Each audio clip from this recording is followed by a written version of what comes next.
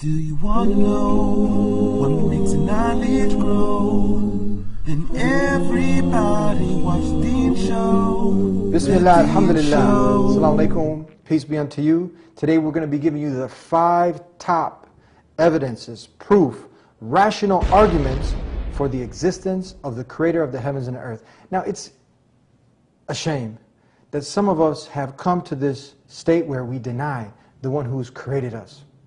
But we can understand. Some of you might come from a background where there's some weird ideas about the one who created us. So you're intelligent enough to say, no, this is not God.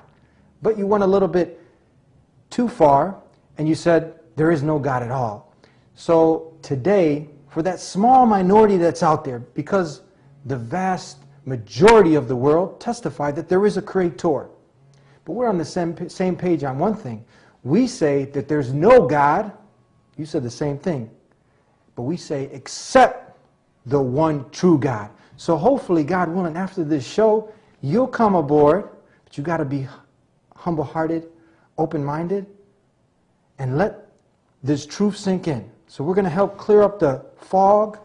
There's not no weird ideas here. We're going to be asking you to use your common sense and don't deny the truth when it starts to come in and penetrate. Let it sink in. We'll be right back here on The Deen Show. Deen. Allah, there's only one God and Muhammad is his messenger. Allah, la ilaha illallah. Allah, there's only one God and Jesus was his messenger. Allah, la ilaha illallah. I don't know why I did that. Maybe it's just to break the ice. Assalamu alaikum. Wa alaikum salam wa barakatuh. Peace be with you, my brother. Peace be with you too. How are you, Doctor Sabeel? Alhamdulillah. Good to see you and good to be here again. It's been a while since we've teamed up and had you on the show. Alhamdulillah. How have you been? Alhamdulillah. Good to be back. Good to see everyone. Assalamu alaikum wa rahmatullah, everyone. So tell us, you're a doctor, you're a medical doctor, but you're also, the doctor is the doctor of the body, you're also a doctor of the soul, trying to convey the truth out there to the whole of humanity. Tell us a little bit about, you work with Gain Peace? Yes, I'm the director of Gain Peace, which is a peace organization, and the purpose of this is to provide education about Islam to those humanity out there who want to know what is Islam, who are Muslims. So we provide them a venue where they could get to know what is Islam, who do we worship, what is the purpose of life, and how we could be the best in this life so we could achieve paradise in the hereafter. Now time is short. There's a small minority of people who deny totally the existence of the one who created us. Now it's evident. You look around you, you see the sun, you see the moon, the different planets, and you see the animals and the different colors and shapes and languages.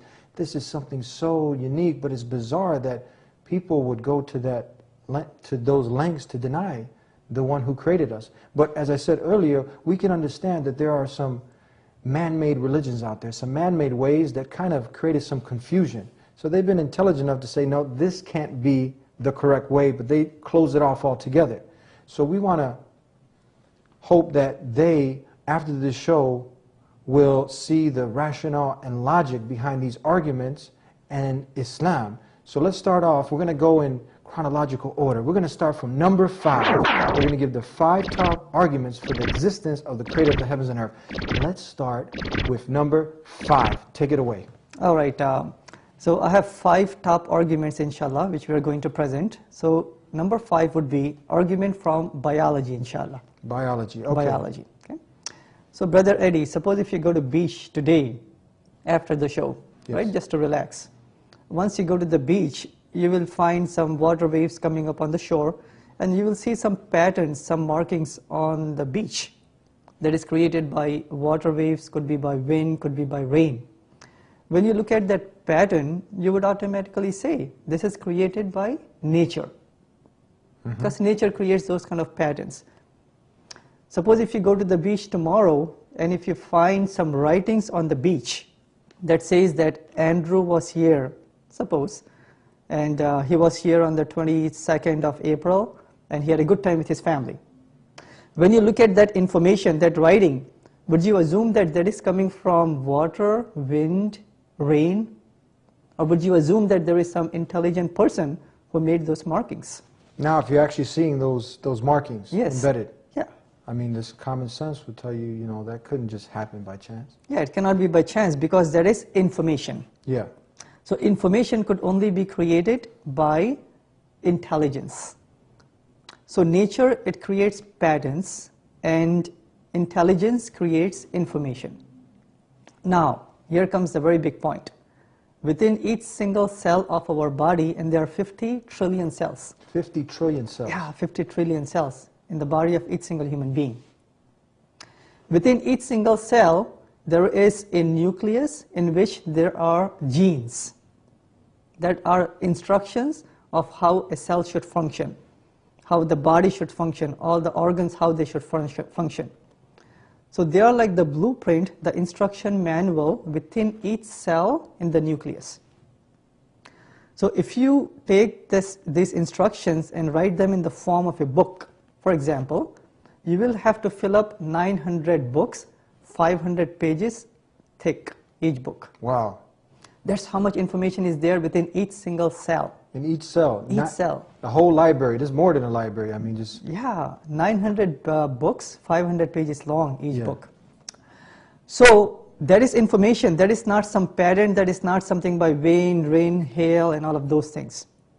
And as we have mentioned, if you see some markings, it has to be intelligence. If you see some information, it has to be intelligence. So within each cell is information. Where did that information came from? If it's not by nature, it has to be intelligence. And that intelligence, we Muslims say, is the Creator Himself. The Creator of the heavens and the earth. The Not a man, not a monkey, where they might have, because of the background of their family's religion, many people worship these things. So they obviously have seen like, no man can come up with this, but the Creator of the heavens and the earth definitely can, isn't it? Indeed, indeed. Now, some of you who are watching the show, they may be saying, you know, why can't it be just by random chance? You know, somehow in that primitive earth, things may have came about to be. An easy answer to that, Brother Eddie, would be, like suppose if you have a white wall or a white paper, if you start throwing ink at the white paper, the ink is not going to make letters and words and sentences and chapters. It's never going to happen no matter how many times that you throw the ink up there. Can't happen. It can't happen. So how can we imagine that 900 books could be formed by chance? Not at all. With very good instructions about how to maintain the cell, maintain the organs, and maintain the whole human body. Not possible at all. We can just look around us and see many of the things, as you've mentioned, and anyone who's sincere can look at and create examples of his own from what man has put together in this. I sometimes, you know, I'm driving down the highway or the streets and I see the light posts. You know the light posts? Sure. And you see the power lines and they're going into all the different houses. Mm-hmm. And I said, this would be absurd if someone said, you know, this just happened by chance. You know how many power lines they're going in to the right, to the left, Comcast and Dish Net, you know, they're hitting all these different houses, the wires. And I think about, you know, what if that just happened by chance? It's not possible. It's not possible. Then when you give an example like this of the human body that we don't even reflect, this is not conceivable. It's no way.